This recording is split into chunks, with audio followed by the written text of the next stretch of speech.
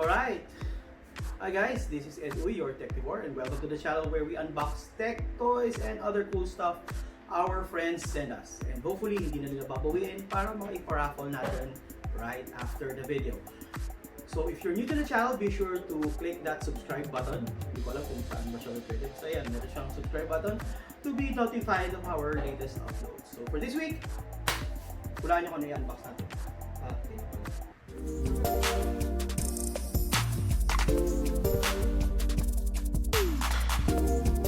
So for this video, we're gonna unbox the Ace 43-inch LED high definition TV.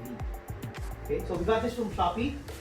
Ayan, I'm gonna share with you kung saan ko siya nabili. So this one I got from Shopee. This is the Ace 43-inch LED TV black with the model number LED909. And if you could see here, let's close up. The original price is 23,000 pesos, but you could get it for just 7,699. Ayan. And for those who are not aware of the brand, Ace is actually, I think, an online-only brand, pero they're very popular because of their low price and marami silang pagpipilian sizes and types ng TV sa Shopee. So, ayan, lalagay natin yung link. Their official store is Ace Philippines. Yeah, so for this one, kasi di ba ECQ, so wala akong mabiling regalo for my parents. So, nung nagkaroon na ng deliveries, eto kagad yung in-order ko. Dahil papalitan ko lang yung kanilang 32-inch TV na kasintanda na yata ng nephew. So, ayan. So, before may unboxing, makikita nyo, ayan, ito. On the front of this box is a 43 model LED909, normal Gen 5. It has HDMI input, PC input, so pwede mo gamitin siya as a computer monitor. So, energy saving, USB 2.0, so pwede siya mag-play ng movies from your USB or your hard drive. On this side, ito yun. So, resolution niya, ito ba natin? Nakapit siya. So here, the resolution is 1920 by 1080p. The view angle of 178 degrees. May contrast ratio siya of 1,000:1. 7 kilograms of weight niya.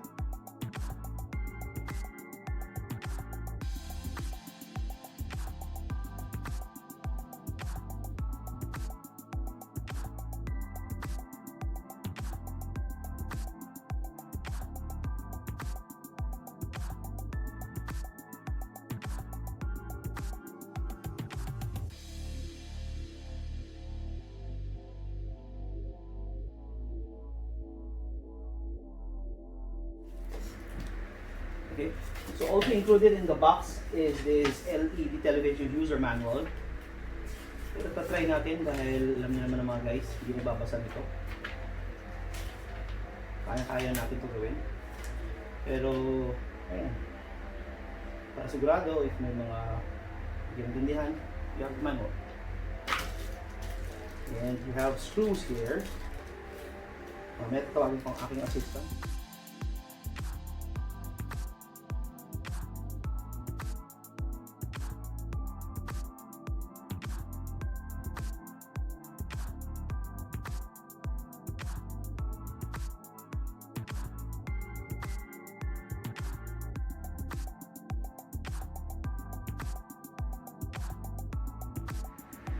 So there, nakabit na natin yung dalawang paa. After 50 golden years. Medyo hindi lang kasi makuha yung una. So yan, tatayin na natin siya. Okay, Calvin, may assistant? Yes. Can you put it on this? Yan, so ayan na siya. The Ace 43-inch. Yan! So ayan, stable ba siya? Oh. Yeah, yes! So ayan, hopefully stable naman siya. Pero I would suggest kung ipaglalagyan naman kayo is ihang nyo siya sa wall. Okay? So ayan, that's the front. And dahil tinatamad akong ilipat yung setup ng camera, iikot ko na lang yung TV. Boom! Another crack. And this is the back of the TV. Assistant, come on over. So my assistant Calvin is gonna hold the TV. Okay, go back. And lapit tayo konti. we will explore the TV.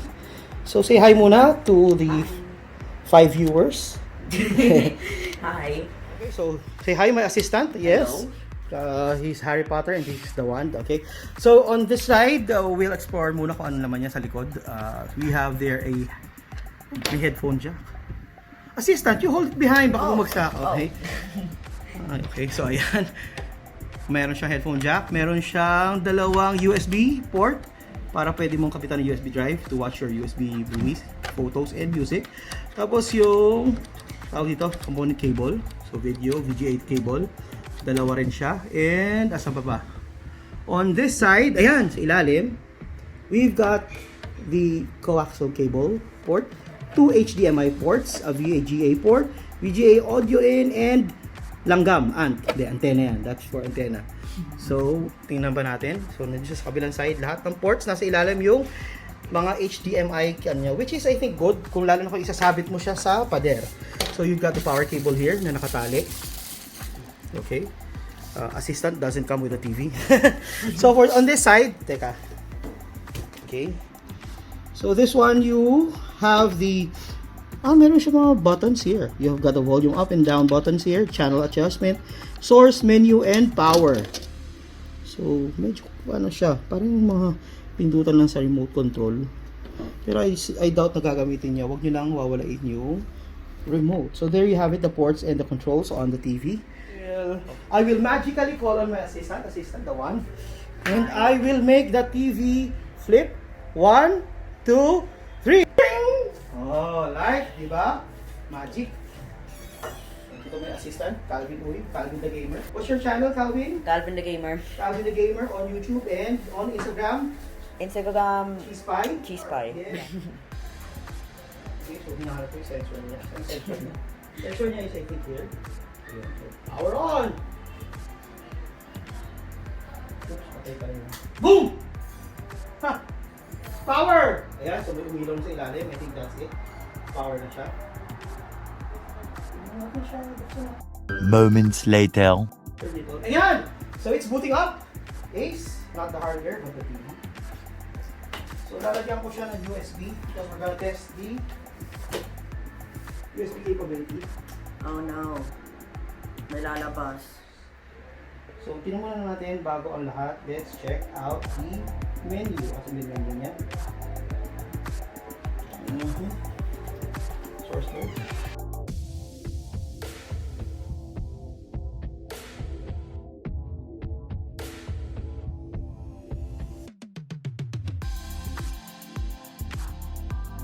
A few moments later.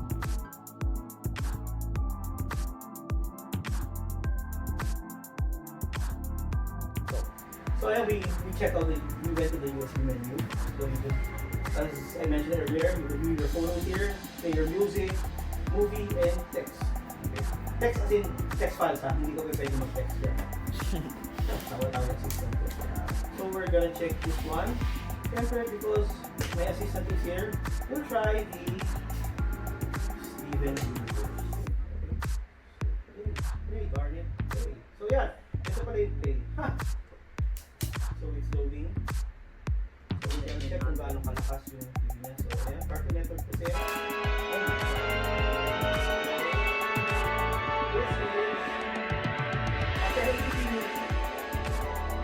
This is so this is a 1080p movie for sampling.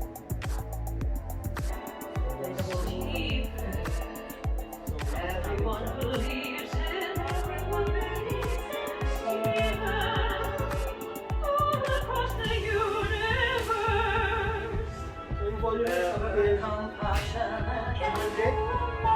Medyo meron ko na siya pero walang bass. Kasi ito potential siya sa boses ko. Actually, it's louder than your voice. My So diamond, there you have it. white, Testing it. yellow, blue, and the littlest diamond. So let's forward it. Tingnan natin yung quality.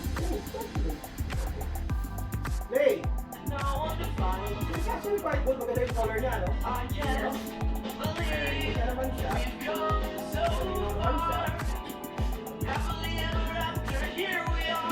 Okay, so before that, Yung sound lang niya, medyo may comment ako dahil masyadong parang siguro maliit yung speakers niya, which is expected. Pero, I think this would sound better if meron kayong speakers na ikakabit, external speakers. Di ba, no, assistant? Yes. Yes. So guys, that's it for our unboxing and review of the Ace 43-inch LED TV, model number LED909. Again, you can get this from Shopee. I got this from Shopee for just $7,699 from its original price of $23,000.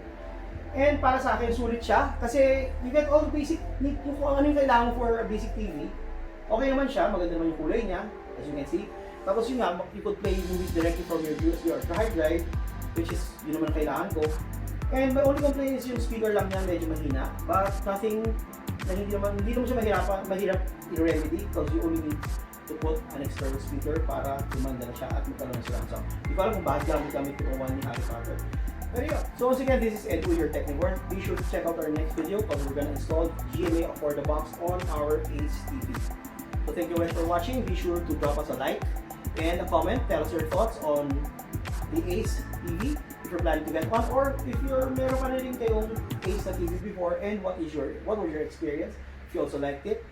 And then be sure to subscribe so you'll be notified of our latest video updates.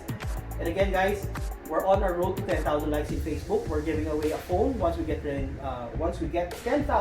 So be sure to like at Where's Edwin on Facebook. Malay nyo kayo manalo. We've already given away a Redmi Note 8T. And this one, we're giving away a Realme phone. Surprise na lang kung anong klase, but it's gonna be very, very sulit as well. Sige mo, maglalike na kayo, tapos mananalo kayo ng bagong spot. So again, thank you for watching. Bye-bye. See you in the next video. GMA for the box.